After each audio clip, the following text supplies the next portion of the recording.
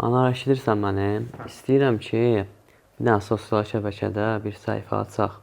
İslam dinini gözəl şəkildə insanlara təqdim edək. Yox, Cəfər. Bir-iki dənə video çəkəcəksən, ondan sonra heç kim baxmayacaqsan, həvəsdən düşəcəksən. Yox, Anar, məncə bu həvəs deyil. Mən istəyirəm ki, həm özümüz, həm də cəmiyyət, dünya və axirətdə baxışımızı dəyişərək xilas olaq.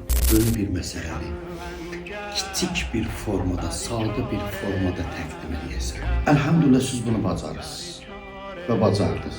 Hansı bir illərlə ruhanilərin, ilahiyyatçıların, illərlə mənbələrdə dediyi və insanlara çatdıra bilmədiyi bu fikirləri kiçik bir roliklərlə, kiçik bir videolarla, sadə bir çəkilişlərlə çatdıra bilirsiniz və baxışları da biz izləyirik, orada baxışları insanların fikirlərini, rəylərini görürük.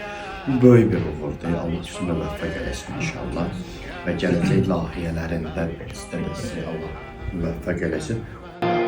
برکار پنجره در خواب کودک بی